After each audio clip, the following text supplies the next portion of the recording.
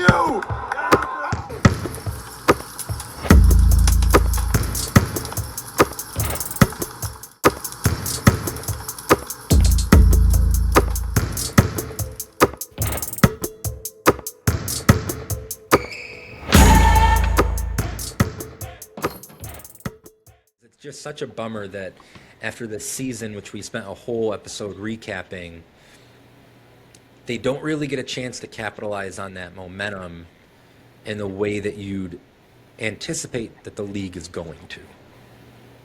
No, because they no, don't, they don't come back until December. Right. Yeah, we get a lot of open gym highlights, but that's about it. Basketball never stops. I got a shirt still. I still Me got too. my Nike shirt. Yep, absolutely. I got mine. Absolutely.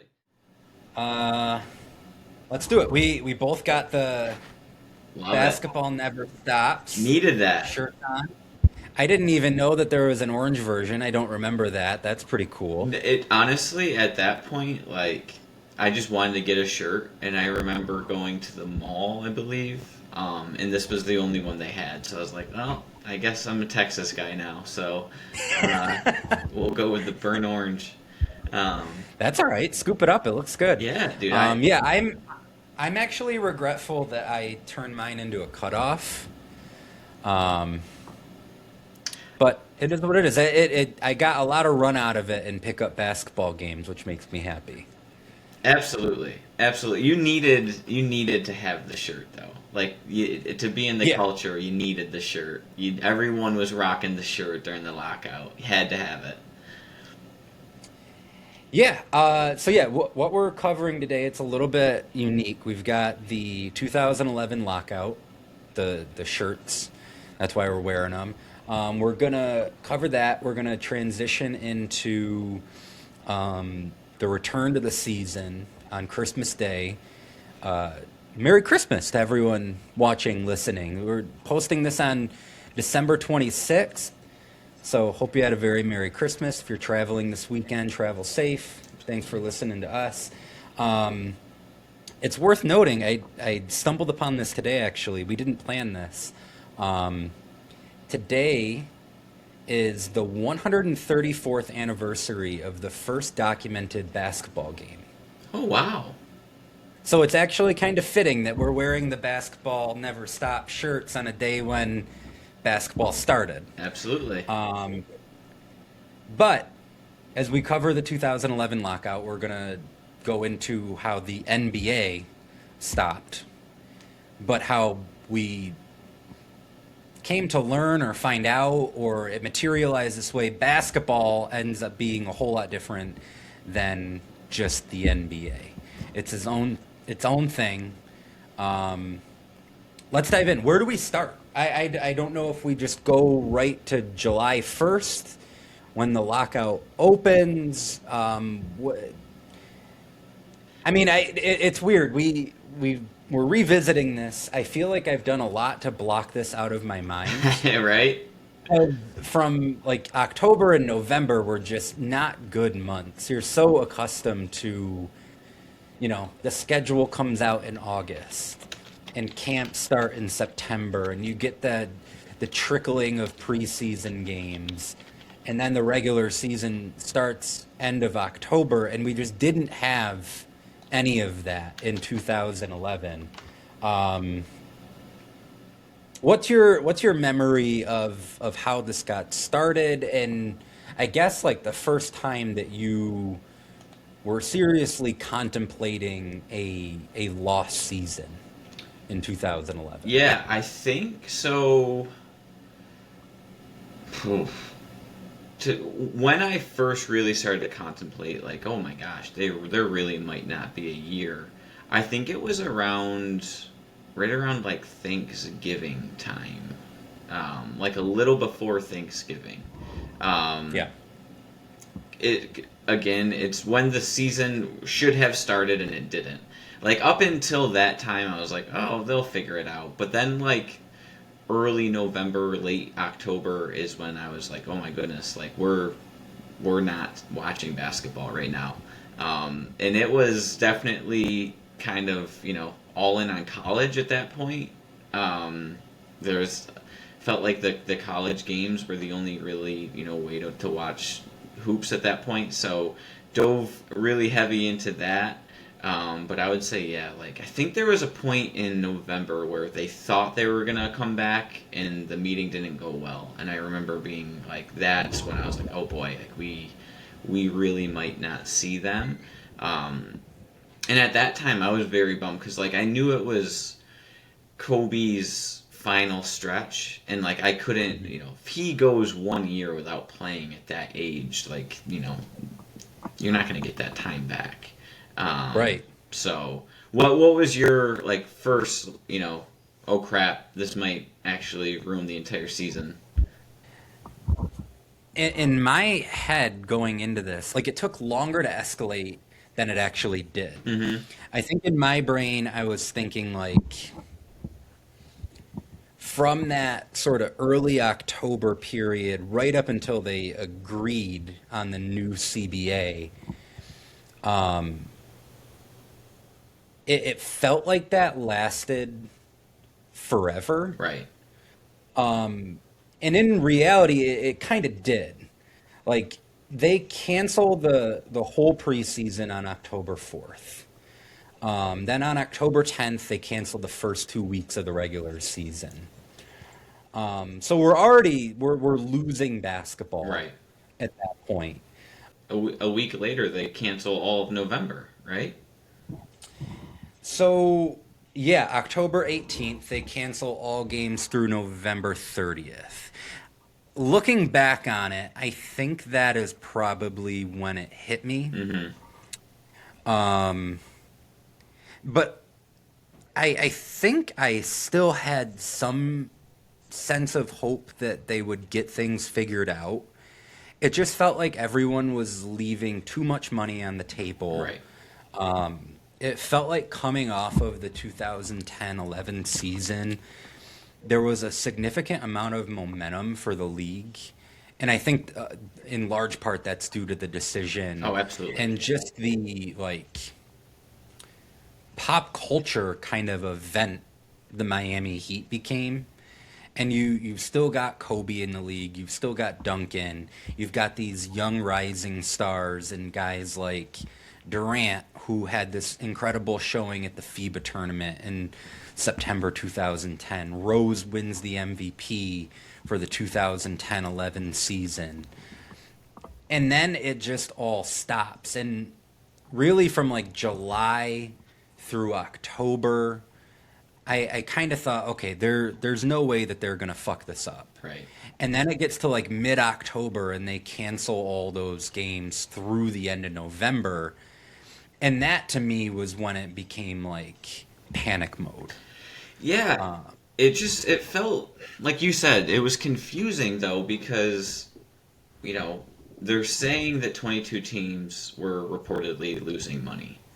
But like the ratings, I believe the 2010-2011 season had like the highest ratings since like 2002. So like you said, there was momentum for basketball. I feel like the Olympics in '08 helped, and then Kobe. Well, if you think about it, right, it's like the Celtics play the Lakers. That's gonna be great for basketball. Then the Olympics happens, and then you have the Lakers and their big star win 2 in a row in '09 and '10, and then you get FIBA again, and that kind of brings back that Olympic feel, and then LeBron's decision. bring you to the finals where the team that everyone really hated and wanted to lose, they go down. It's like everyone that they got what they wanted. That finals was a very, highly rated finals. And for them to at that point be like, all right, we're done. It just was like, what? Like we're just getting going here. Like, how could this be? Yeah. Very frustrating. That's honestly what I remember most is like this is bull crap. Like the players want to play. Just like how could you be losing money? I don't know. They say that they did share their books with the players union. I still don't know if they were losing that much money though. 22 teams, like that's crazy to me. It's just wild because, like, okay, let's say those teams were losing money. Hypothetically, let's say they're being honest. Mm-hmm. They share the books, 22 teams are in the red. Whoever owns those teams is a goddamn millionaire. They're doing fine financially already. Right. And if it's too much of a burden to own an NBA team, sell the goddamn team. Right.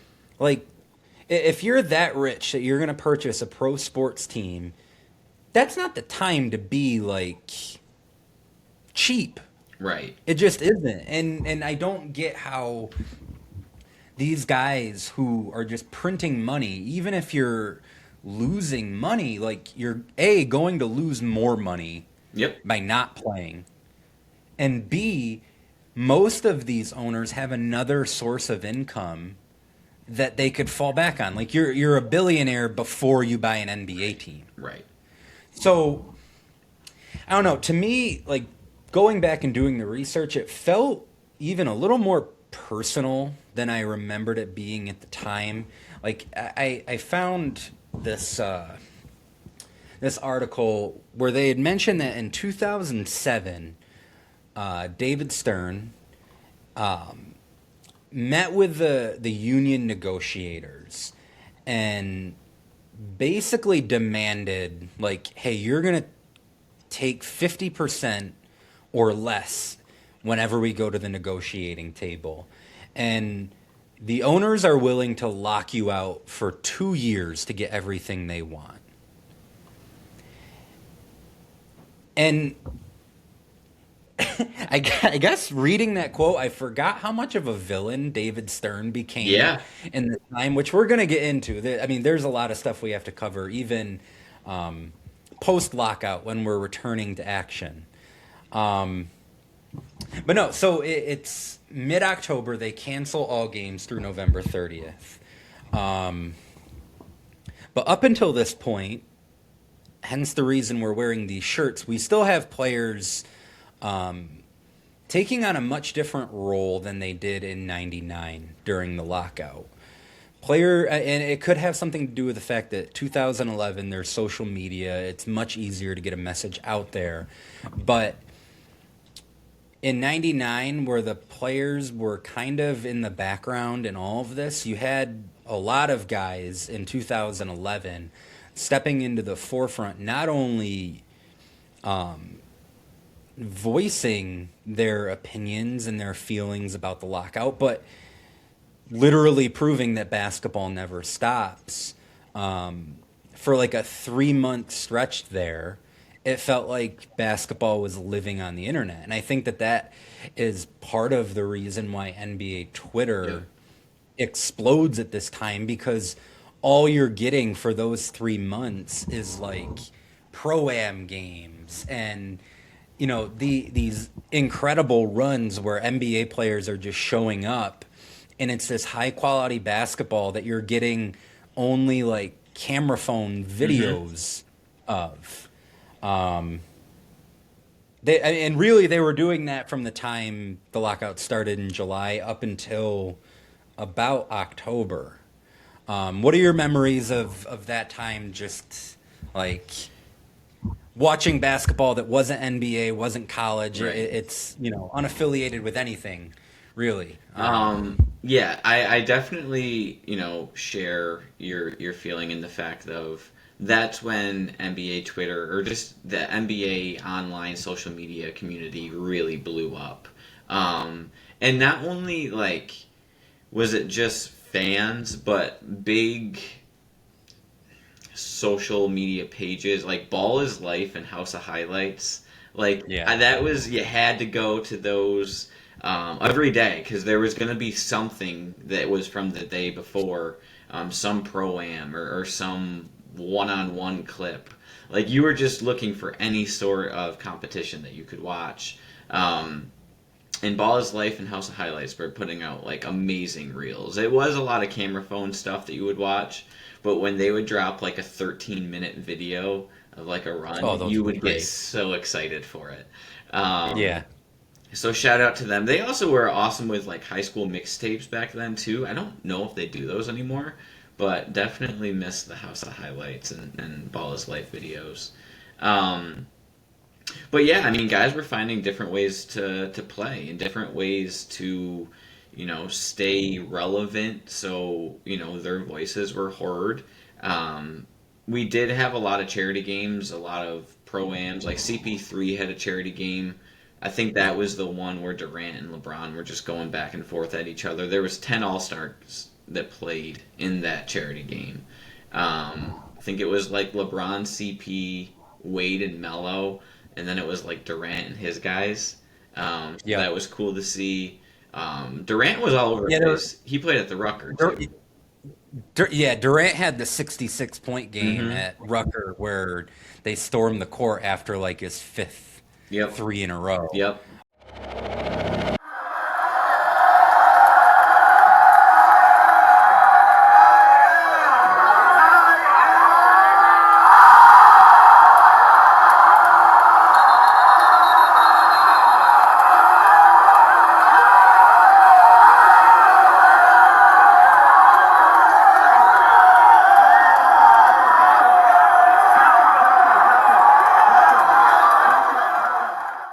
Yeah, I want to say it was that Chris Paul charity game. It was LeBron and Wade on one team, and Durant and Steph. Yep. Like pre-Splash Brothers, pre-Warriors dynasty. Yep. Steph, but it's just interesting now to look at that, and you're like, oh wow, we're looking at the two most noteworthy duos of this decade. We just, didn't know that we had 4 titles between those two duos yet to come. Exactly. It was cool though to see like different pairings, different guys playing with each other, and it made you start to think about it. Like, ooh, I wonder if they would ever do this in real life. I wonder if there's going to be a move to be made. But also, I know my biggest takeaway, well, not biggest takeaway, but my biggest memory was the Kobe at the Drew League.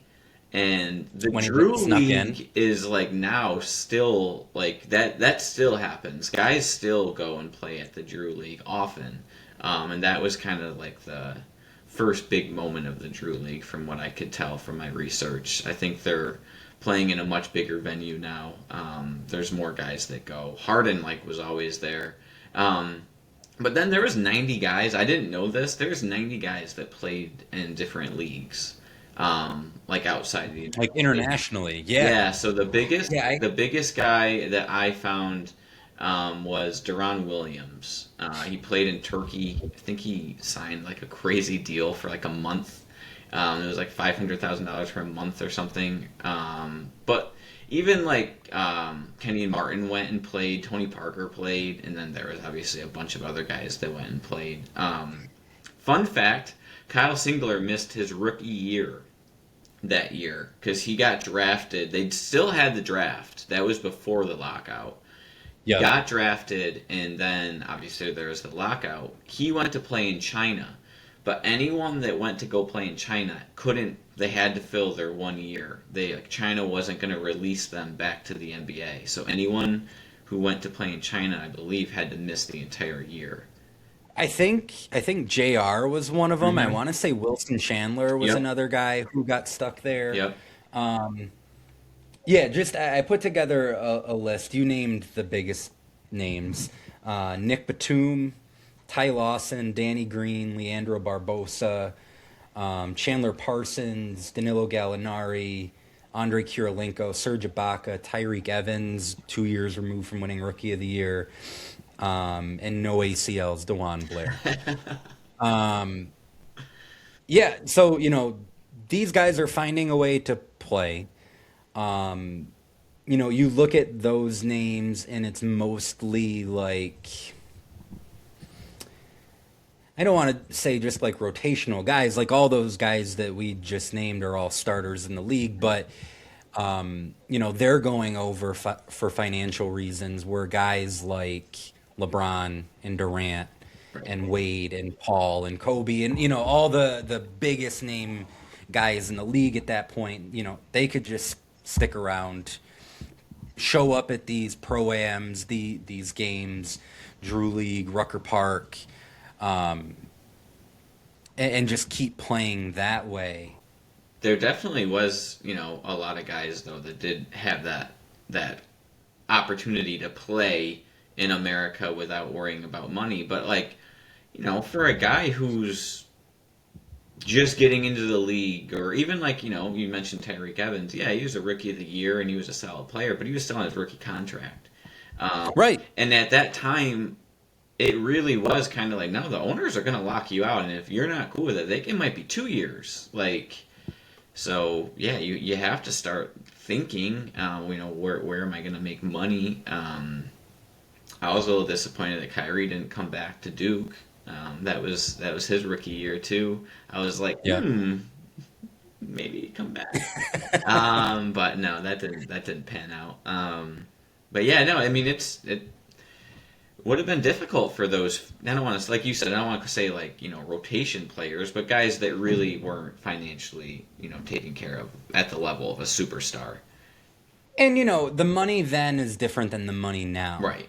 Like even back then, the contracts that, like max deals that guys were signing, are for the money that like Pat Williams signed for to be the 11th man on the Bulls a few years ago.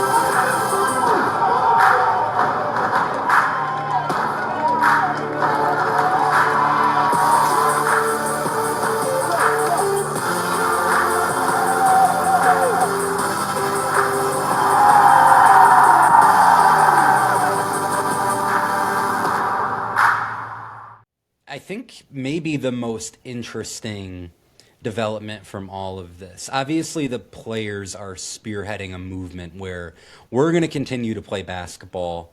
We know that fans are going to continue to want to watch us. And I think that played a major role in the fan base being more anti-owner than they were in 99. I think in 99 there was more of a consensus, like the players and owners were equally to blame. But in 2011, it does feel like more of the blame was shifted to the owners. And just as like a personal point of like conviction here, I'm always going to side with the millionaires over the billionaires. Yeah. And I'm always going to side with the guys who are playing in the games and not the ones who are putting, the teams together. That's just how it is.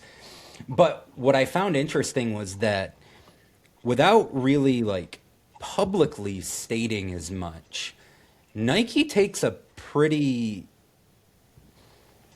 decisive side with like the basketball never stops slogan and movement. It becomes like the rallying cry of the players.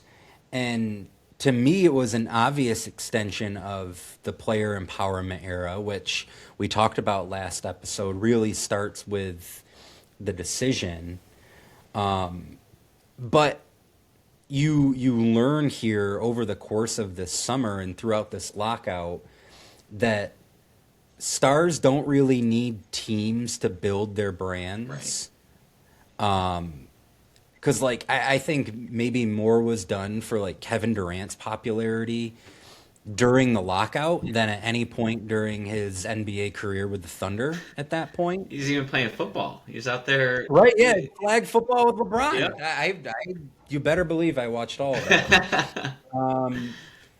But, like, you learn that these guys don't really need the teams to be their own brand. And they don't need the league for visibility either. Yeah, I think that was definitely very visible at that point. With social media is here, and that's changing everything. Yep. They don't need to go on ESPN to talk about it. They could go on Twitter. They can do something on YouTube or put something on Instagram. They didn't have to go through the media. They were able to do it themselves. Yep. And that definitely did start with the decision and the idea of, like, no, I'm going to take matters into my own hands. I'm not going to worry about if my team is going to put the right guys around me to win. I'm just going to go and I'll do it. I'll play. I'm like an individual or they're like a contractor in a independent way. contractor. Yeah, they're an independent contractor, and like LeBron's business, like that's just as big as just about any team, maybe outside of five. When you think of LeBron James, that's his stature is just as big as the Bobcats at the time. Right. No, I mean, in 2011, if you put the Charlotte Bobcats logo side by side with a photo of LeBron, way more people are going to know who LeBron James is than the Charlotte Bobcats. Right. Absolutely. And I think that even beyond LeBron, the lockout and all these open gym runs proved that it wasn't just LeBron. Right. It was guys like Durant. Even Stephen Curry has a big moment at a Salt Lake City Pro-Am. James Harden and DeMar DeRozan, young at that time, just a couple years in the league, they're running the Drew League. They're the team that Kobe ends up going in and beating in his one appearance at the Drew League. Like, all these guys are making a name for themselves. And like, as unfortunate as the lockout was, that was one really cool aspect of this, like, 3-4 month stretch where we see guys start to get the attention that they deserve that they might not otherwise get. Absolutely. And also, like, just for the folks listening, it wasn't like your typical pro-am games. Like, they were actually playing a little bit. Like, obviously at the Rucker, like, I don't think there was much competition for KD, but I don't know if Kobe was diving on a loose ball per se, but, like, they were going against each other. It wasn't like you were just watching an open gym. There was competition there. Yeah, you watch those highlights. I mean, there are plenty on YouTube still, and like, you're gonna find a lot of stuff of alley-oop dunks and guys on a one-on-nobody fast break, and John Wall in the middle of the game throwing himself an alley-oop off the wall. And then hitting the Dougie. But there's just as much of... What's that? And then hitting the Dougie immediately after. Right after, yes. Still keeping the Dougie strong a full year after the peak of its popularity. Good for him. You could find just as many clips of guys really going after it and, like, playing, not like it's a game 7, but the level of intensity is at the very least superior to, like, an all-star game. Yes, without a doubt. Yeah, so I mean, it was weird. I was getting the itch of like watching, games and getting the highlights and getting to see these really good players play. The one thing that I think bummed me out the most about the lockout, and I think we've talked about it a couple of different times, is, you know, really starting in 2008 with the decision. Or 2010. 2010, yeah, 2010 with the decision. Like free agents, the summer was always so fun because of free agency, and there just was none of that going on. And there was a Yeah. lot of players that like were gonna be moved. So I remember just being very annoyed of like, well, when's this gonna stop? Because I want to know where these guys are playing. Like there was a lot of guys that did move.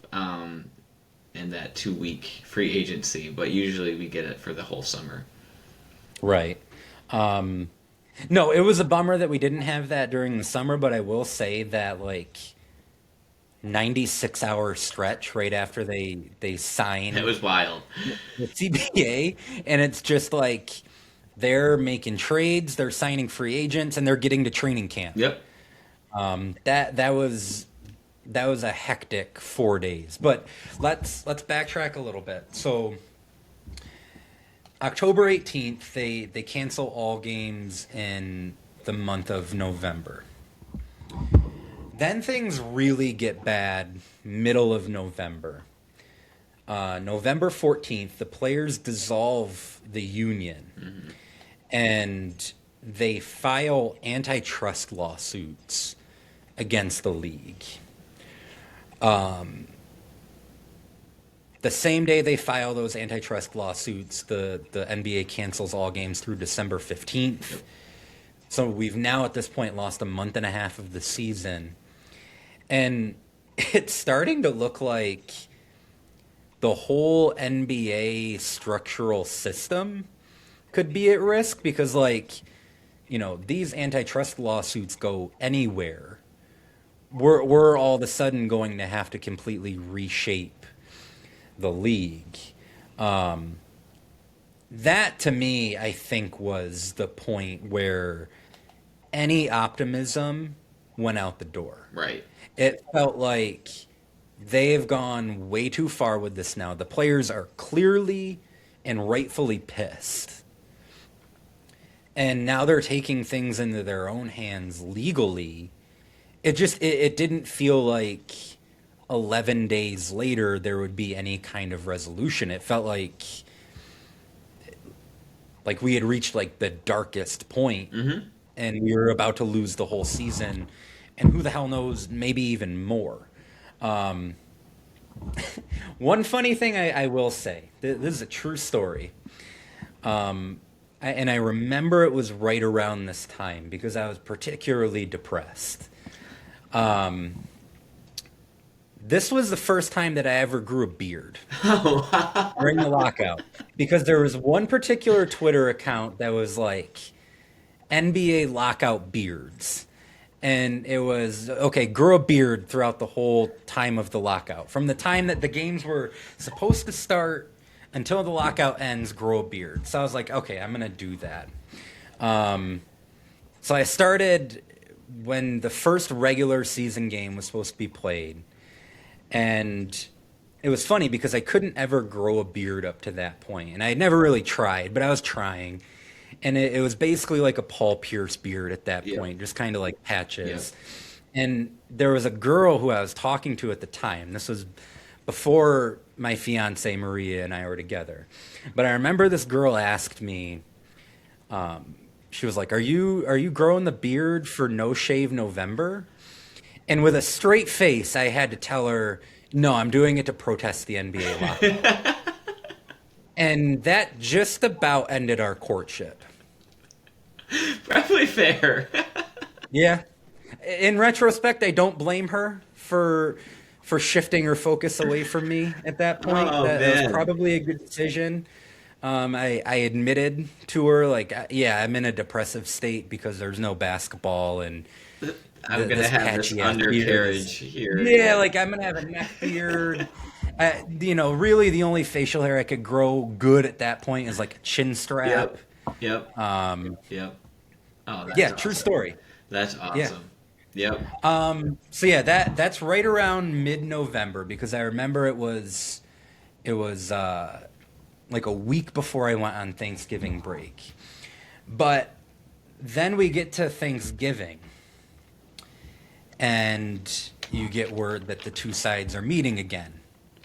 10 days after the players filed the antitrust lawsuit, you're trying not to get your hopes up, but it seems like there's at least a little bit of momentum. Mm-hmm.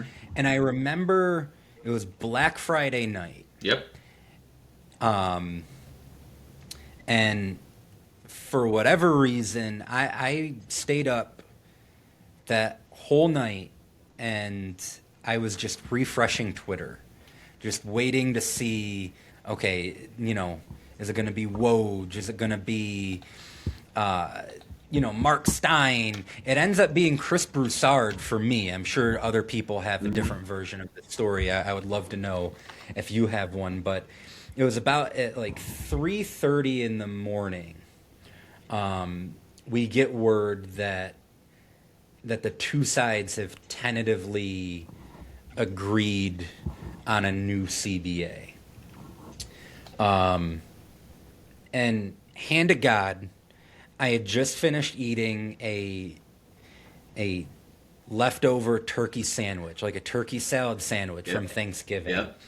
At 3 in the morning, my parents are dead asleep, been asleep for hours. And I get this news, and I'm so excited. I'm on my bed.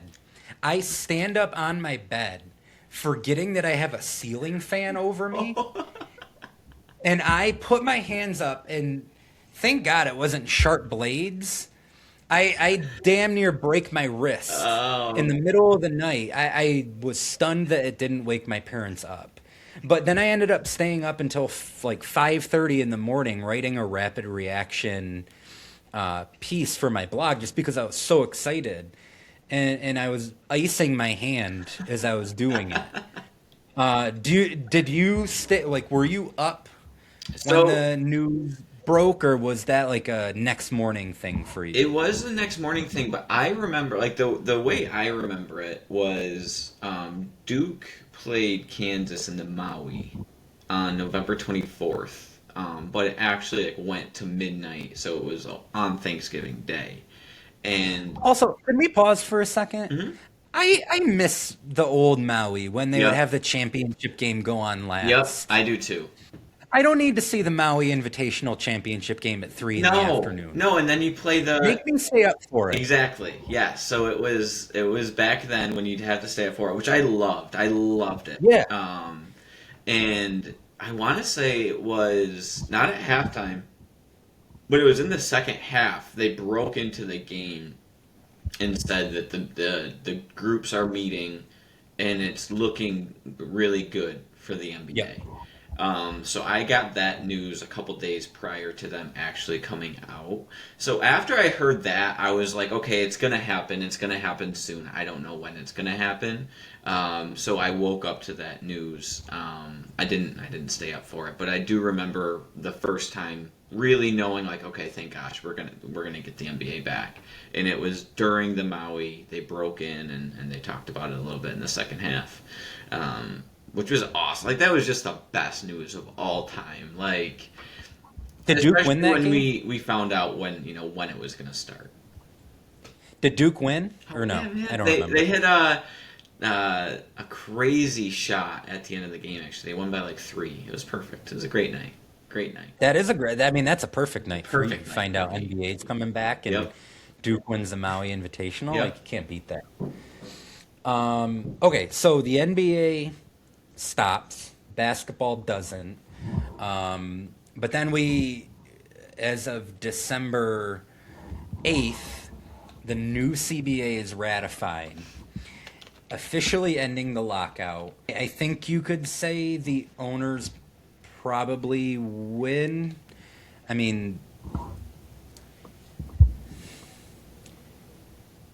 financially, do they win? I mean, public perception-wise, they don't win. No. I feel like this was a major pivot point in the way that people viewed the NBA and the power structure within the league. And I think coming out of it, you have players looking pretty good, in large part because of the basketball never stops movement. All these games that are on social media, it's very clear they want to play. But then on the other side, I think the villains coming out of it are the owners and David Stern. And about a week later, David Stern decides to take it up a whole new level and really dig in on his journey to become a full-blown pro sports villain. So December 8th, the lockout officially ends. December 9th, training camps open. Free agency begins. The notable things that I found from that first day, Chris Paul re-signs with the Hornets on a short-term deal. Tyson Chandler leaves the Mavericks after winning the NBA title. Yep. Signs with the Knicks. Lamar Odom signs with Dallas. And Shane Battier signs with Miami. But the interesting thing here is Chris Paul. Right. Because we have this trade looming over all of this. It's kind of a not so secret development that we know is going to happen at some point during this rush of transactions, but we don't know when it's going to happen. We don't know who he's going to end up getting traded to. But then December 12th, there is apparently an agreement between the New Orleans Hornets and the Los Angeles Lakers, with the Rockets acting as a third team, that would send Chris Paul to the Lakers, Pau Gasol to the Rockets, Lamar Odom, Kevin Martin, Luis Scola, Goran Dragic, and a first-round pick to New Orleans. In that moment, you're a Kobe fan. What were your thoughts about this deal? I was excited. At that point, I thought that Bynum, I was really high on Bynum. So I figured, okay. I was bummed about losing Gasol. I was. It wasn't like I'm all in, this is a no-brainer. I was a little, did a second take, what are we doing here? We just have really, in 4 years gone to 3 finals. Last year we were tired. It looked worn down. Bynum got hurt again. But you're going to get Chris Paul. And CP at that time, he's without a doubt the best point guard in the league. And he was going to make their defense so much better. And it was a way to where Kobe doesn't have to guard the best guard on the other team anymore. You're going to get Kobe a lot better looks. He's going to age a lot better. So I was all for it. After kind of talking myself off of, we'll be fine because we still got Bynum. We don't need Gasol and Odom. And then I'll let you, kind of. Well, one thing I'll add to that, it kind of, in retrospect, feels a little bit like the Lakers trading for Luka, and different in that Luka should have never been traded. Right. It came out of nowhere. But with Paul going to the Lakers, it felt like, okay, there is a plan for a future after Kobe. Yep. And with the Lakers, it's, okay, there is a plan for the future after LeBron. But this all gets very complicated because at the time, the New Orleans Hornets are owned by the NBA. The previous owner sells the league, the team, in 2010, which gave David Stern kind of power as an owner. He was their basically. acting He's governor, basically, right? I think he was their acting he's governor. the governor of the team at Yep. that point. Yep. Which is all very confusing because you would assume that if this deal were to go through, you would need to run it by your owner or your governor, however you want to call it. But evidently it wasn't, because this trade gets called in, it's seemingly going through, and then David Stern vetoes it. Is that the worst moment in his tenure as a commissioner? I mean, I think when you factor in everything with the lockout and how he's basically the muscle for the owners in these negotiations, that combined with the vetoed Chris Paul trade, that just puts a cap on a horrible 2 months for him. Yeah. That I think probably diminishes his reputation forever. Yeah, I mean, I don't think after, like, when Silver came on, he was so loved because it was just someone besides that miserable person. And God rest his soul. But he was miserable, and that was like his shtick, was like, I'm going to be the real mean guy and get the deals done for the owners. And it just felt like he was just doing anything and everything for the owners and making it really difficult on the players. And it was this tug of war because LeBron and company are like, no, the league is built off of me. I'm going to make a decision. I'm going to make $3 million off of telling people where I'm going to go. I'm not going to do this the normal way. I'm the star, not the league. And Stern was like really fighting against that. And it comes to a head here where I don't know why he did it, because I don't think the trade is like super unfair. That's the part that I've never really gotten over. Is it's not like, hey, we're gonna give you Meta World Peace and Derek Fisher, give us Chris Paul. Like, it wasn't. I don't know why it was looked on as such an uneven trade. No, it's kind of strange because the deal 2 days later ends up going through. Chris Paul gets traded to the Clippers, who instantly become Lob City. I don't know. One of my memories of this time was Blake and DeAndre excitedly reacting in a Twitter video, finding out that they traded for Chris Paul. I know my agent is thinking it's a great trade, so Yes, sir. Appreciate it. Thank you. Thank you very much. Appreciate that. Man, that's pretty cool. no way. So who do you have to Who wants a free Sharpie? Yeah! Are you serious? That's big Lob City. Oh my gosh. Hey, who did they give up again? We don't care. Yeah. But the deal ends up being Eric Gordon, who at that time is a legit trade piece. He played with the FIBA team in 2010. Yep. He's looked at as like an up and coming shooting guard. That's a solid trade chip. But then it's him, Chris Kaman, Al Farouk Aminu, and a first round pick to New Orleans. Compared to Lamar Odom, Kevin Martin, Luis Scola, Goran Dragic, and a first round pick, the deal actually, like, on the surface, isn't that much better.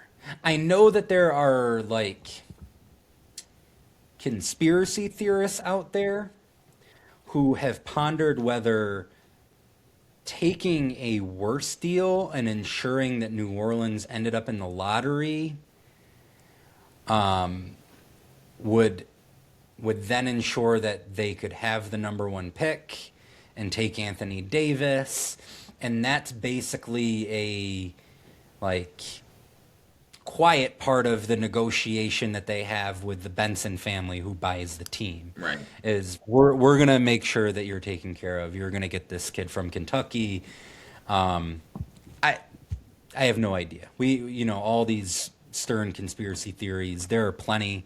We'll never get the answer to any of them. But, I think it's a black mark on his reputation that between the frozen envelope in 1985 Oh, yep. and the draft lottery, and was Jordan's 93 retirement really a suspension? Like, there are so many conspiracy theories with Stern, and then you have like the Donaghy stuff, and like there's just so much on his resume that it gets kind of murky. Anyway, I'm going off on a tangent, but yeah, that deal. So Paul gets traded to the Clippers. It's just wild to me how in the moment everyone almost unanimously, universally agreed, like, this isn't okay. Right. That David Right. Stern stepped in and did this. There should never be an instance where the league is operating as the owner of a team. I mean, like, I even dug through Bill Simmons' archives and saw he wrote, he said, "Just know I'm a diehard Celtics fan and a diehard Lakers hater, and even I'm appalled. I hope Chris Paul sues. I hope the Rockets sue. I hope the Lakers sue. I hope Dell Demps, who was the Hornets GM at the time, he said, I hope Dell Demps resigns and makes a sex tape with a stripper wearing a David Stern Halloween mask." Like, Dell Demps was fucking neutered by Stern. Yeah, he negotiates this deal. Yep.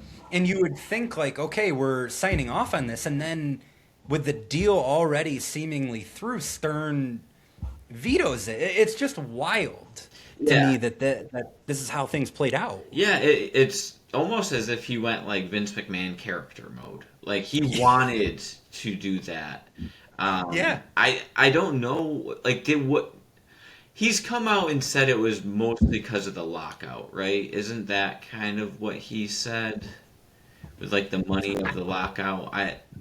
I'll be honest, I don't even know, because at this point I started like tuning him out. Right. I did. Those last few years with Stern, I was so pissed throughout the month of November this year. I was pissed at him for taking away the NBA, because it felt like he did it. Yeah. Like he's in there and he's operating on behalf of the other 30 owners. Yep. He's putting his finger in Dwayne Wade's face in one of these meetings, and Wade famously snaps at him. I just was done with Stern at this point. I wasn't going to listen to anything else he said. He made me grow a patchy ass beard. I was done. I was done. It's fair. It's fair. But, I will say, looking back on it, did it work for the league? Like, did it work if that's the way he wanted it to go, where there's another team in LA now, where, I mean, obviously the Clippers were always there, but they're relevant for the first time. The Lakers are the Lakers, so that's fine. And you do get Davis to New Orleans. Now on the flip end, you get Chris Paul and Kobe together. I feel like that could have been really good for the league too. So I don't know if they won, it certainly was a BS move, and it was a move that he shouldn't have made. Did it work out for him? I'm not even sure it did. I mean, it definitely makes the Clippers relevant, and they still are. It's been over 10 years now, and they're still a much better franchise than what they were before they ever got Chris Paul. Well, 25-26 Clippers might have something to say about Fair, it, but they did. But up until this year, you're absolutely right. This sets them on a decade-and-a-half long course where, the 2020 title excluded, they're the more successful franchise in LA. Right. I think that I think the league benefits from getting Blake Griffin a partner like Chris Paul. Yep. Because as we covered in our last episode, he's an emerging star. He's probably the biggest winner on NBA Twitter up until this point. And just getting him and DeAndre, a guy who can throw them lobs over and over, like, that's good for business. Absolutely. Um, And he as did far my as the man Lakers Kobe go, dirty though. I'm sorry. he did. Like, No, not only he absolutely did. you really screw him towards the end of his career after he gets one MVP in your league over 17 years of being a top 5 player. That just felt like the exclamation point of like maybe it was the black eye from Colorado that the league was mad at, or David Stern was mad at, and that was his way of punishing him. But man, he did Kobe no favors, really.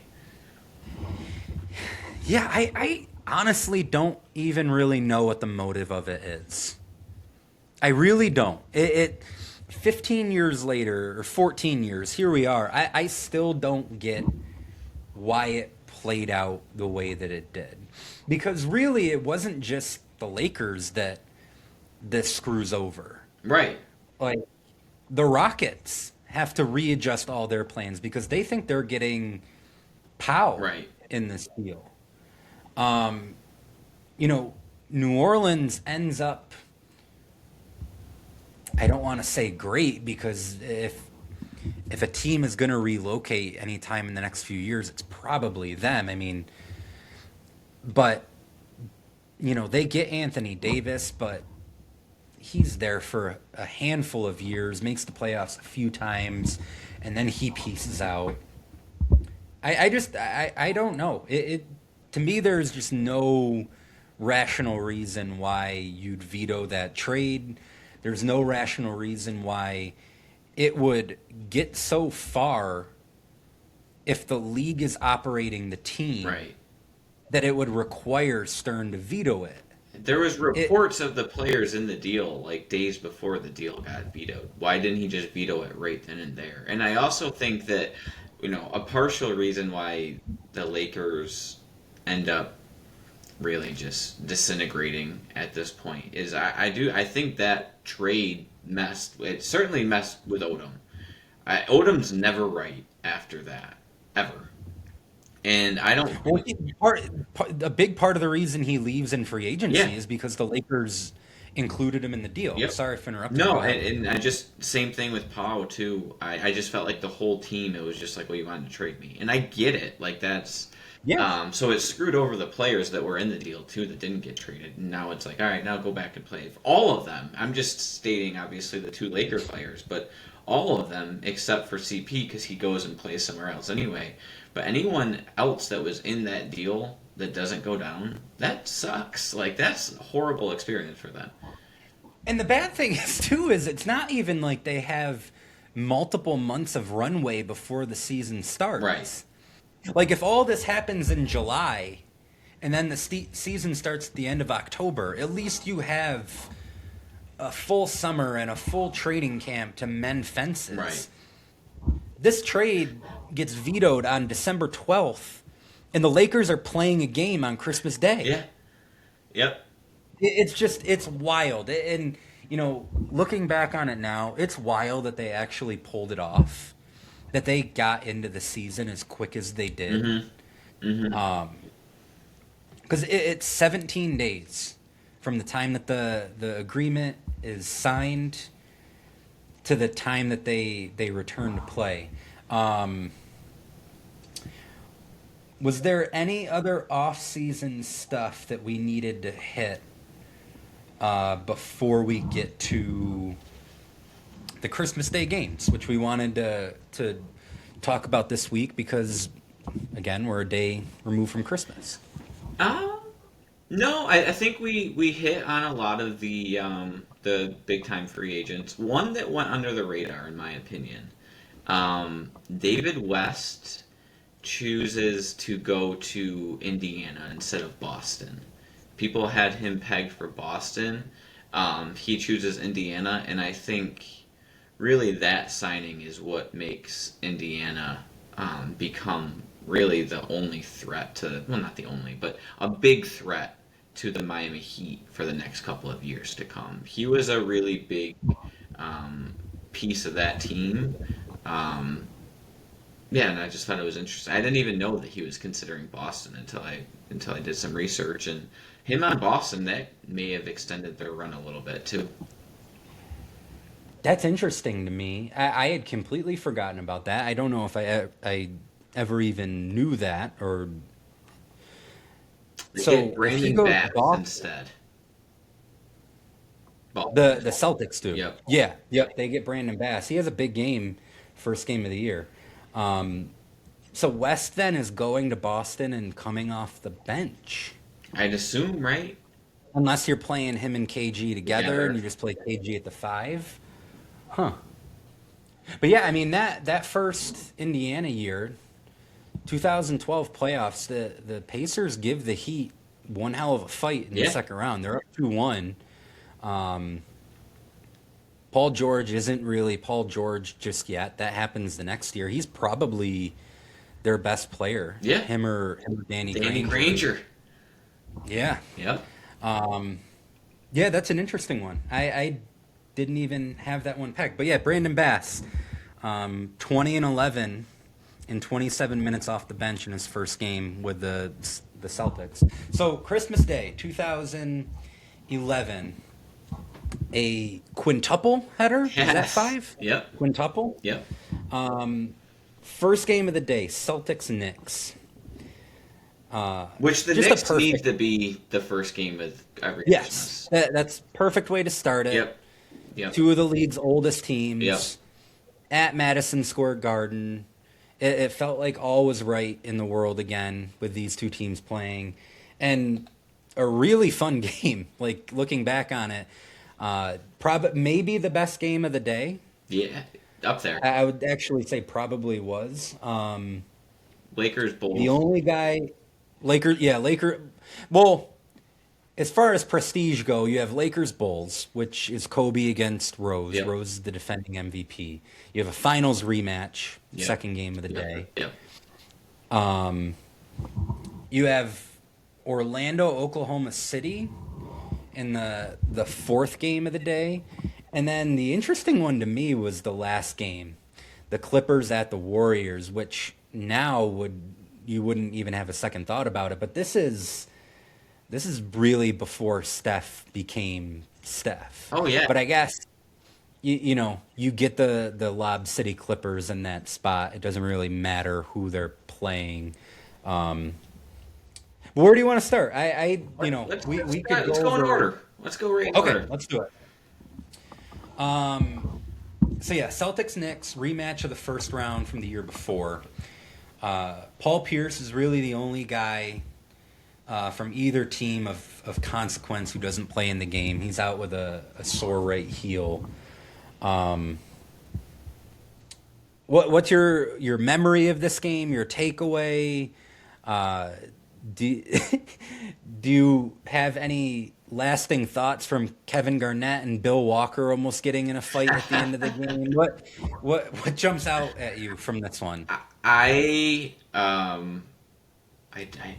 just remember, especially with Pierce being out, how just amazing Rajon Rondo was. Not only in this game, but just in general at this point. He had 31 and 13 in this game.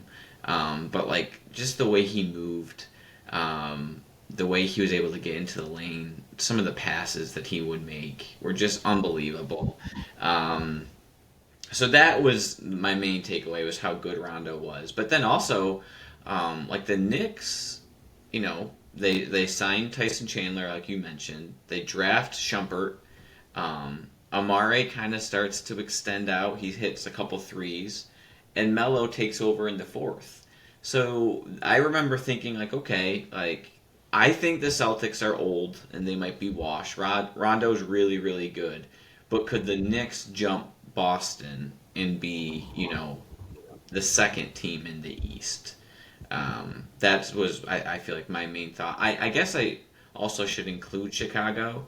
I guess I just didn't. It always just felt like Miami, Boston, and New York. Even though Chicago had the best record in the year, or in the league the year before. But that was my main thought. Like, oh, they just jumped Boston, I think. And they're going to really be able to play with the Heat this year. Yeah, I think with Melo there now, even for an abbreviated off season, Hmm. it's half a season with them the year before. Chandler in the picture. It felt to me going into the year like there's a clear-cut top four in the East, and the Knicks are definitely one of those four, and they theoretically could edge out Boston. Yes. Yeah, Carmelo was excellent in this game. He ends up with 37 and 8. He scores 17 in the fourth quarter alone. Yeah, to me the biggest takeaway was Rondo. It felt like if national TV Rondo wasn't a thing before this game, this may have been like the birth of it Hmm. Hmm. because like you said, 31 points, 13 assists, 5 rebounds, 5 steals. At this point, he is without question their best player. I think that he probably materialized into that in the 2010 Yep. playoffs. Gradually takes more control of that throughout the 2010-11 season. But it felt like with Pierce sidelined and him having the game he did at MSG, it felt like, okay, these are now officially the Rondo Yep. Celtics. Yep. But yeah, really fun game. Great welcome back to the league. Absolutely. That I think that's also a takeaway too. I just remember being so jazzed up for that because obviously, like any Christmas Day game, you're excited for, which I stand by. Back off, pigskin. All right, this is a basketball day. We don't need. I'm with you. Don't go to Netflix. Don't do that. You got Thanksgiving. No, no, no, no, no. Bring your butt to ABC and ESPN, and let's watch some basketball on Christmas. That's what it's meant for. But it being opening day and it's Christmas, it just I just remember so much excitement of that day. That was probably the biggest takeaway. It's like, holy cow, we're here. It's Christmas and basketball's back. Like everything is right in the world. Yeah, like I think I was even more excited for that game than I was Heat Mavs. Like Yeah. even as a LeBron fan, just because like it's the first one. Yep. And you knew like the MSG crowd is always great, even when the Knicks stink. Yep. The Knicks weren't gonna stink. The league was back. The crowd was on fire. It was a tight game. Boston had 2 chances in the last 10 seconds to either win it or tie it. And then Kevin Garnett grabs Bill Walker by the throat after the game to say, Merry Christmas, Bill. No, it was a great start. Yep. Heat Mavs. This game just a blowout from Jump Street. Heat lead by 15 at the end of one, 21 at half, 32 at the end of the third quarter. My only takeaway from this game, and I remember thinking it at the time, it felt like a necessary statement win for the Heat. Just after how badly they collapsed the year before. And LeBron in particular, for as, he just was not good in the 2011 finals. We covered it last episode. But he comes out and just authoritatively 37, 10, and 6 right out of the gate. It felt like he was locked in. Wade was locked in. They get the addition of Battier. They get a real backup point guard in Norris Cole in the draft, which was a steal. It just felt like this team was rounding into shape. And if LeBron's head was right, and it looked like it was in this Christmas game, things would probably be fine for the Heat moving forward. Yeah, I think it's how they played too, even more than how much they were up. They only end up winning by 11, but they're up by 35 in the third. But more than that, it was like how physically dominant they were. It felt like, especially watching back the highlights, like you got to remember too, and we've talked about it a bunch. There's a 2-week ramp up period. Dallas looked like they had a 2-week ramp up period. It looked like they were gassed, they were slow, they were sloppy. They also just won a championship, so it's like they have that hangover. And it looked like the Heat had been waking up at 4 a.m. to run wind sprints every day, and it was like they were finally able to take all of their aggression and aggravation out on this team that caused them so much pain, and that's what they did. Like, they just beat them up and down the floor the entire night. Certainly not the best game. It's got the best highlight. The Chalmers throws LeBron an oop, and then he taps it to Wade, and Wade dunks, and I was, okay, they're right. They're locked. They're locked in. For another gorgeous assist. James touches it to Wade. Just very good anticipation and vision by James. It was a blowout, and they came ready, and like you said, it was needed after that finals. They needed this. One other interesting thing about this, even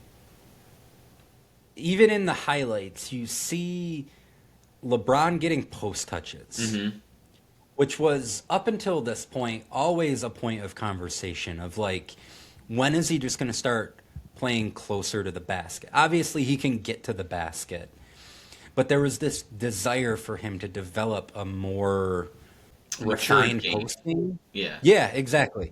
And he works with Hakeem in the off season, and right away you see it paying off, because he probably has more post touches in this game than he did at any game in his first season with Miami. Yeah. And that's something that would continue throughout the remainder of his career. His body was next level too. I felt like that might have been the biggest he was. He was he developed that bully ball game. Yeah. Really, I think in that off season, and it's what you said. It's like you have that whole off season, a long ass off season, to just be replaying that finals over and over again. And obviously, LeBron keeps in shape during the off season. He's doing a lot of these open gyms. He looked great right out of the gate. Wade looked excellent, and Dallas just looked old. Dallas also, too, a lot of turnover for a championship. Yes. I mean, and we didn't even really talk about that. I know we mentioned that they lost Tyson Chandler, but they bring in, and we bring in Odom. They also bring in Vince Carter, and they lose J.J. Barea, Peja, and Deshaun Stevenson. A lot of turnover. Like half the rotation is different. And Vince Carter, Brendan Haywood. Yeah, Vince Carter's there. Odom's there. Brendan Haywood's starting at center. They got Delonte West playing off the bench. Like, just strange team. Strange that they didn't keep that group together longer. All right, third game, Bulls-Lakers. How excited were you going into this season that Kobe and Josh McRoberts were going to be? Dude, so excited. So excited. Now, I wasn't necessarily excited that they doubled down on their Pacer bigs and they got Troy Murphy, but, like, I was very, very excited for Josh McRoberts. A Mick Bob Kobe combination. If they would have brought in, I think they bring in Duhan like a couple of years later, but McRoberts is already gone. If we could have had a trio of Chris Duhan, Kobe Bryant, and Josh McRoberts, my life would have been made. That would be my all-time team. Throw Charlie Ward in there, and now we're really cooking. But no, that was a very exciting, but it probably shouldn't have been exciting signing. I mean, the Lakers had a horrible offseason, and a lot of it wasn't their fault, but they just did. I really, really disliked what they did, and Odom bounces because the trade gets vetoed. Gasol clearly isn't in a good spot with the team, and it just feels like they get old. Like, they bring in a lot of Steve Blake. It is a big signing for them. And literally Mick Roberts and Troy Murphy, and they seem very old.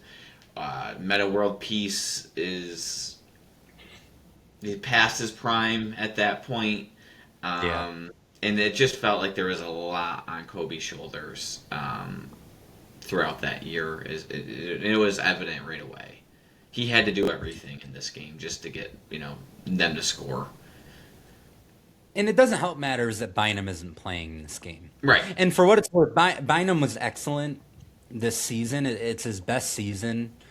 He averages like 19 and 12, makes the All-Star team, I think, Yep. All-NBA. But it's his last healthy season. And with Kobe aging and Pau not only in a not great headspace potentially, but also aging, and just the missed opportunities in the offseason. The roster isn't in great shape. But Steve Blake does hit a big three in this game late in the fourth quarter that puts LA up 8. It looks like they have things in hand after what had been a really tight game throughout, and then Chicago makes a big run in the last couple minutes of the game. Dang hits a couple clutch free throws.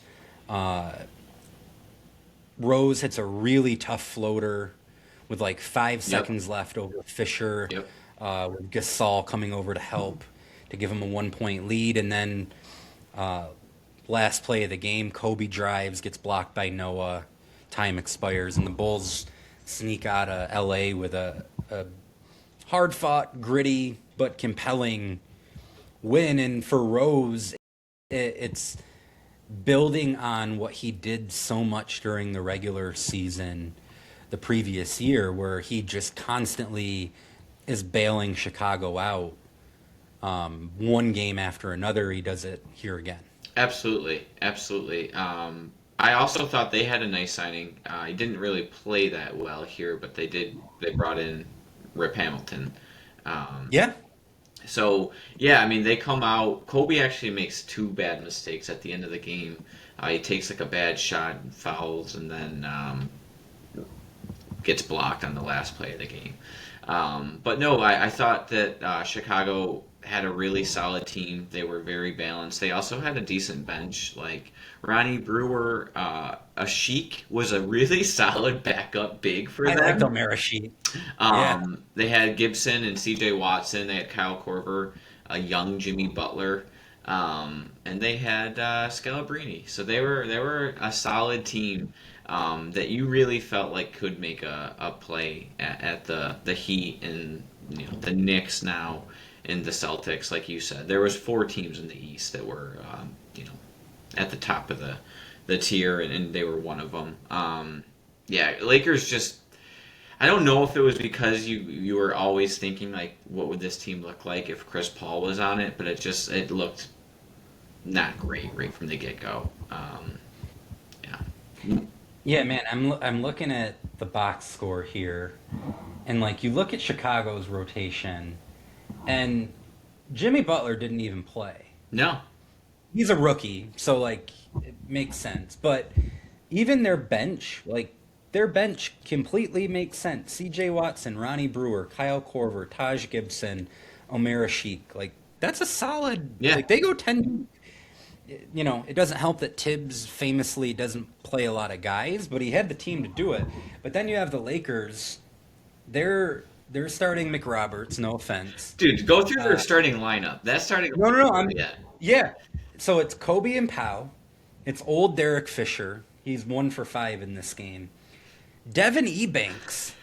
Devin Ebanks. They tried to go Mountaineers. Yep. I think they tried to make him into a Trevor Ariza. Yeah. Yeah, it didn't work. Nope.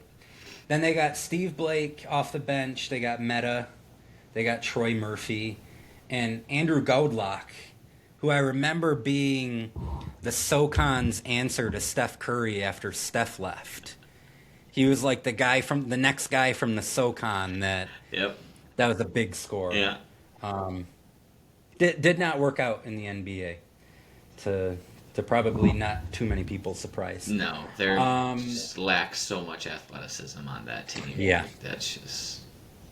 No, it's rough because like even the rest of the roster, like Bynum wasn't playing, that hurts. In fairness, he shouldn't have been. He nearly killed JJ Barea the year before, so You know what? We'll take the game suspension because, That's true. like, yeah. No, that's a good call. That was warranted. But yeah, then Jason Capono and Luke Walton on that bench. So yeah, not a lot of athleticism. Not a lot of stoppers on that team. They're missing Adam Morrison. That's all I'm saying. It's Shouldn't funny let him though. walk in You, Washington. you look at that team, and then we're going to talk about the Magic and the Thunder. Like there's such a contrast between the Lakers and the Thunder at that point. Like it's night and day.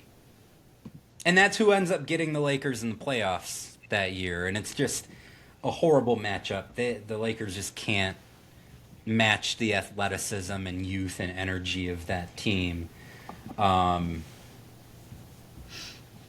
Yeah, so Magic and Thunder.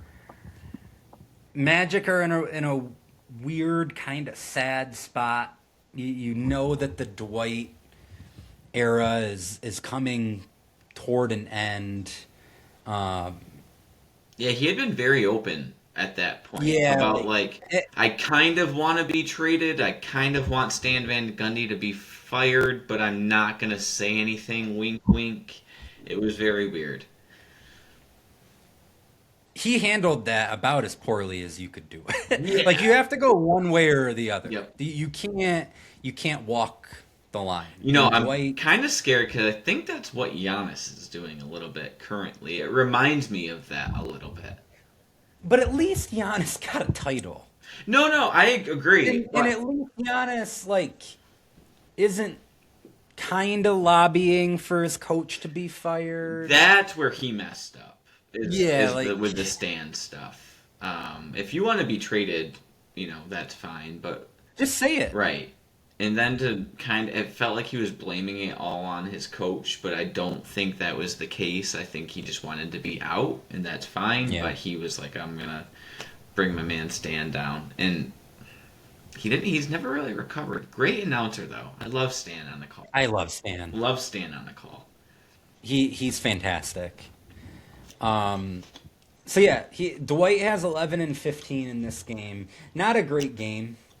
I did find it interesting the back half of this Magic roster had two of your personal favorites, Chris Duhon and JJ Redick. Mm-hmm. But then one of your most despised in Glenn Davis, who signs with Orlando Yep. in the offseason. Had to be conflicting feelings for you watching Orlando throughout the 2011-12 season. But the Thunder, so they win this game by 8. Doesn't really feel that close. It's 18 going into the fourth quarter. But I think the big takeaway is you look at the stat lines for their big three. Durant has 30 points, 5 rebounds, 6 assists. Westbrook has 14, 7, and 6. Harden has 19, 6, and 3. Mm-hmm. They're the only 3 double-digit scorers for Oklahoma City. It feels at this point, and the momentum really started in the summer when Harden is very involved in a lot of these, games, like at the Drew League. Yep. It feels like he's really coming into his own this year, and I want to say he ends up winning Sixth Man of the Year this year, Yep. right? Yep. Okay. It feels like with this game, it's like the end of this mini Magic run and the start of a transformative stretch for the Thunder. And maybe it's not even really a start because they make the West Finals the year before, but I want to say going into the year, I picked the Thunder, I think, to win the championship. Yeah. Yeah, I mean, I think it's probably the start of, KD's prime, is maybe how I would put it. Even though he was really good in years before, but, he's officially in his prime at this point. And I think Westbrook is still this really explosive point guard that is going to kind of go in and create chaos. But then you have this guy off the bench who could come in and kind of settle things down for you. So they felt like they just had the perfect recipe with all of their young guys. And not only those 3, but Serge Ibaka, he was a solid defender for a lot of years. They still had Perk, who was at that time a decent defender, coming over from Boston, kind of to bring that leadership. It was definitely you saw the walls closing in Orlando, and everything was going OKC's way, just in terms of how their guys were starting to sprout up. Thunder also had your man Thabo Cephalosha, who I remember you liked with the Bulls, man. the 2000 Bulls. Yep. It always comes back to the Bulls. Yep, always. It's weird. In traditional NBA media, always comes back to the Bulls, but it's Michael Jordan. On NBA Campfire, it comes back to Chris Duhon, Nazem Mohammed and them boys. He was on this team too. Yeah. Andreas Nocioni. Yep. Yep. It's a different era of Bulls basketball we're appreciating here. Okay, last game. Clippers-Warriors. It's a blowout. Steph in the spotlight. He's only 2 for 12 in 33 minutes. The headline here is it's Chris Paul's first game with the Clippers. He has 20 points, 9 assists. Blake has 22 and 7. Forgot Billups gets amnestied by the Knicks and then ends up signing with the Clippers, and he has 21, 5, and 4. Like, Billups still had something to give at that point, besides like the glasses with the X-ray vision and the rig tables and shuffling machines. He was bringing something else to LA at that point. Absolutely, and they started both of them, which I thought was that was a little weird, but at that point he was a really good shooter. I think he always was a solid shooter, and the game was a little bit more spacing, and he was able to kind of be their spacer and hit some threes and then run some secondary pick and rolls. He could guard up too. Yeah. Like you're fine playing him on twos, especially at that point if he's lost a step. Yep. He's a little bigger, bulkier. Like, yeah. I mean that Clippers roster: Chris Paul, Chauncey Billups, Caron Butler, Blake Griffin, DeAndre Jordan. That's a solid 5. I mean, that's as good of a starting 5 as you're going to find in the Western Conference that year. Absolutely. Bench does leave a little bit to be desired. My man Mo Williams plays 22 minutes off their bench. Brian Cook, Ryan Gomes, and Randy Foye. And that's it. Shout out to Nova. Randy Foye. I haven't had. Wow. Yeah, no, their bench wasn't great. It's funny though, when I was watching this, for the Golden State's perspective, it was kind of Monte Ellis's team at this point, or at least there was a strong debate of like who kind of should we build this thing around. Just insane to think about that it could have gone wrong for them. I mean that continued like right up until the point that they end up trading him. I mean, I'm going to pull it up here. When did he... I want to see when he actually... Okay, so he gets traded in March. Yeah. So they make that decision pretty quick within this season. But you're right. I mean, he has 15. Steph, like I said, shoots 2 for 12. He's got the ankle issues that have been lingering really since he gets into the league, and it starts his senior year or his junior year at Davidson. I personally I didn't get the Monte Ellis thing. I just thought like I didn't see it. I know that there were people who did because he averaged 25 a game, 2 different seasons. Like that's not nothing. Yeah, I think there was a tie to the We Believe team. And the fact that, he was on that team and there were, No, good call. That at that point, Golden State wrapped their arms around that team. I mean, people might have been saying the same thing about Stack and stuff if he was still there. Like, they just love that We Believe team. Monte being kind of the last guy remaining, I think that played a part in it. But, yeah, Monte Ellis, perfect example. So he's... scores 15 points, which is 11 more than Steph, but he's minus 22. just not getting the Steph experience. So yeah, I mean, for Golden State, that was interesting for me. But then for the Clippers, that's the biggest talking point of this game, and just you saw it right away with their athletic bigs and their guards that were able to play make that they were going to be a very exciting team at least. Yeah. I thought they definitely were able to compete in the West, but we knew that every game you were going to get a highlight. I think that was without a doubt. I mean, that was the case for most of Blake Griffin's rookie year. Mm-hmm.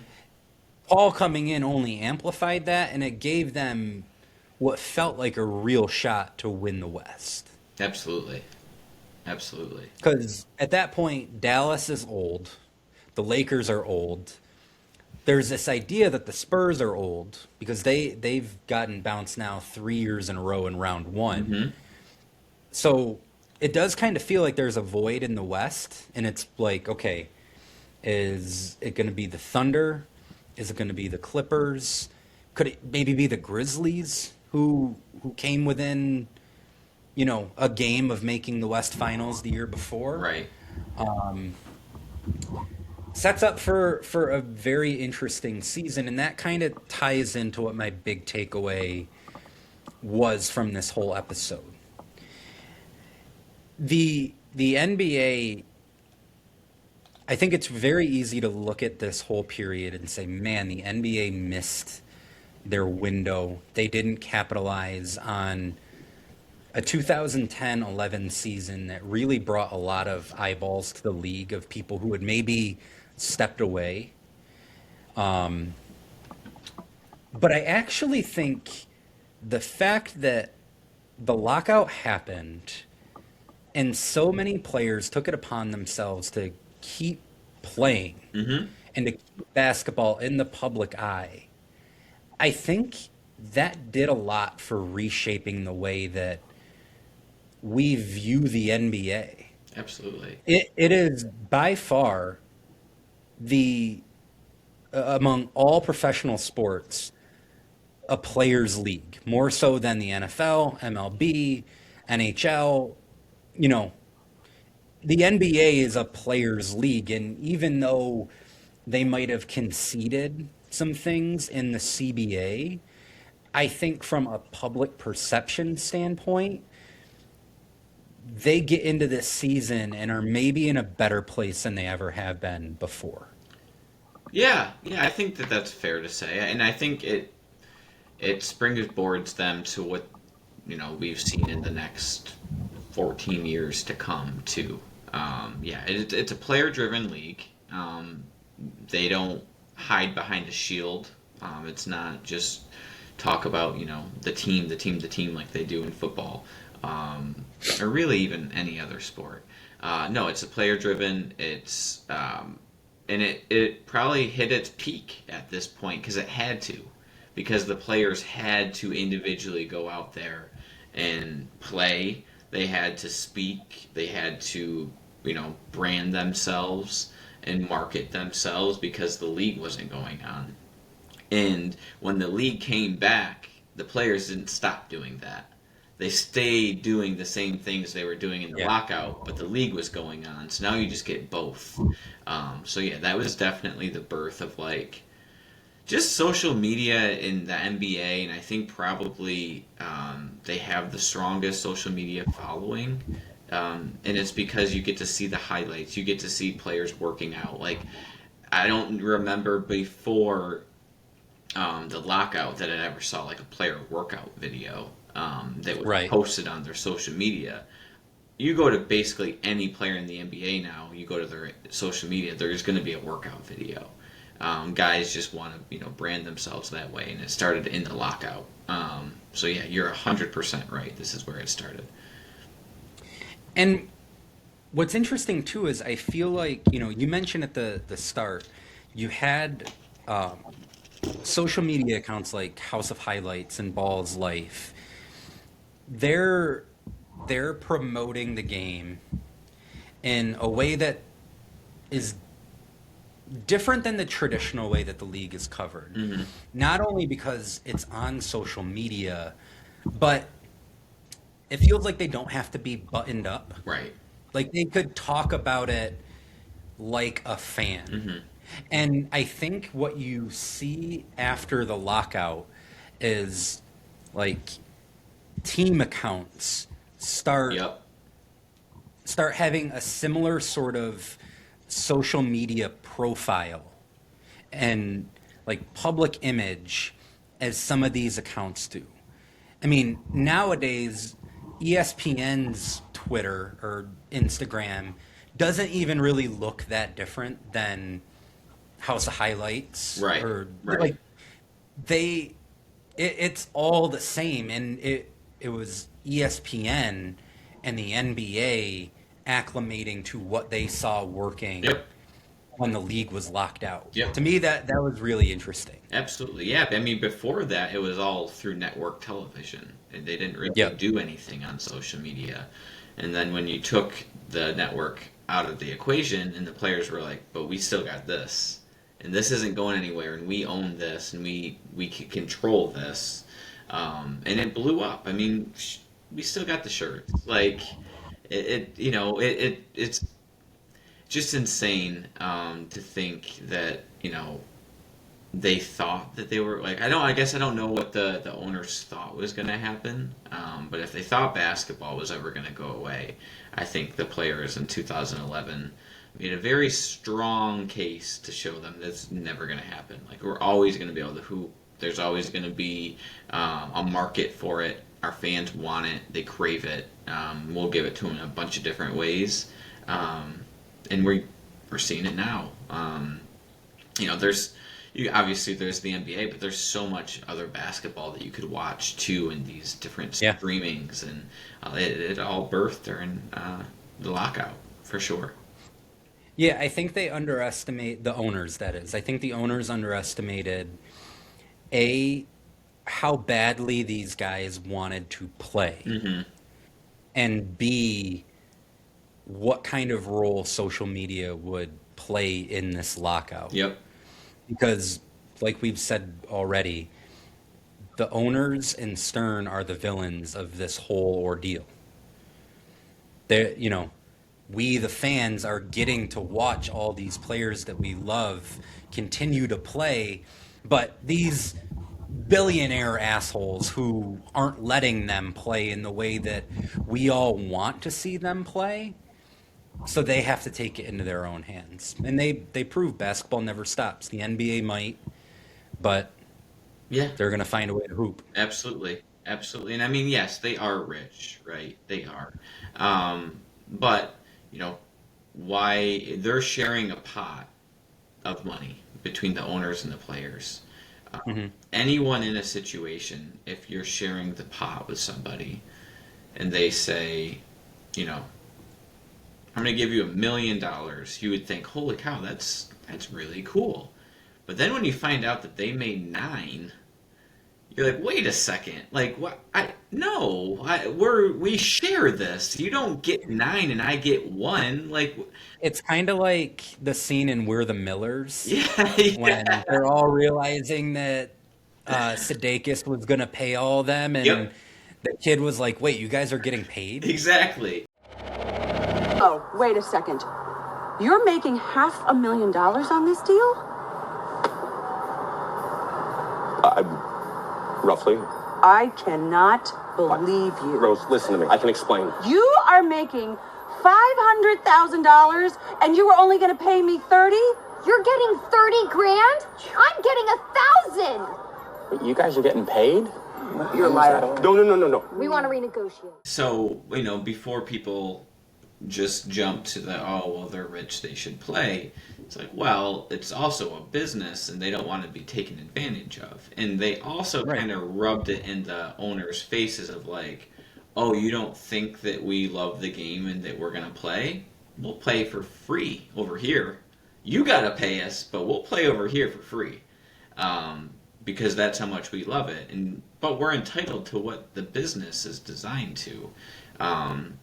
And really, I think the only thing that come out of that was really the hard cap. Is that was that one of the bigger league takeaways? I probably shouldn't have just asked you on the spot, but I don't No, know.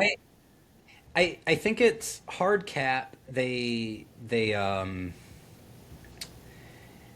max contracts. It goes to, if you're paying your own player, it could be a 5-year 5-year max deal as opposed to 6. So the contract lengths get shorter. Okay. The amnesty provision is added. The basketball revenue or basketball related income split is close to 50-50, but it's on a weighted scale. I think that is kind of the extent of it. They lost a lot of season for what feels like something that's fairly insignificant, but I think what isn't insignificant, like I said before, is the perception of the NBA and how people looked at these players coming out of the lockout. Yep.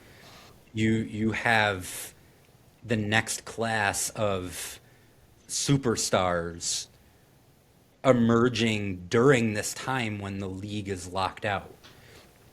I mean, I would go as far as saying as maybe the two most visible guys during the lockout were LeBron and Durant. Yeah. And then they end up playing in the finals the following June. Right. So, no. All in all, I think it's actually a win for the league. Just the way that it sucks they missed time, but the way that people follow basketball and the way that the league was able to pivot into that, I think coming out of it ends up being a success. Yeah, and look at their social media presence now. I mean, yeah, I don't necessarily agree with it, but even, I think Adam Silver recently just said, the league is a highlight-driven league. I don't agree with that, but I think of what he was trying to say is that a lot of their viewing is done on social medias like YouTube or Instagram, where now younger kids are just watching, the highlight clips of the games. They're not watching the games. They're just watching, a 10-minute highlight reel of the game. And that's super popular right now. And it definitely, wouldn't have been, I don't think it would be this way if it wasn't for that. So, yeah, you're right. They in the moment it stunk, but the way they came out of it, it all worked out. And I think it was a good season, too. I don't think that there was a dip in production or anything like that during that next year. No, not at all. I mean, there were some back-to-backs that were rough, but for a condensed season, that I had no real issues with it. Nope. We have one game that we're going to be talking about from this season coming up. A minor programming note: we're not going to be locked out, but we are taking a week off next week, a holiday break. But we will be back with new episodes January 9th. We're going to be talking about a career-defining game for arguably the quarter century's most defining player. No. One of the many times that his career has been on trial. For sure. I'm excited to cover it for you, but just want to, again, wish everyone a happy holiday, happy new year. Hope you all enjoyed your Christmas with your family and your friends, and be back here to let us break down another big moment in a big career. Still going to be chilly on January 9th. You got to reserve your seat around the campfire. Always, my man. All right, take care, buddy. Merry Christmas.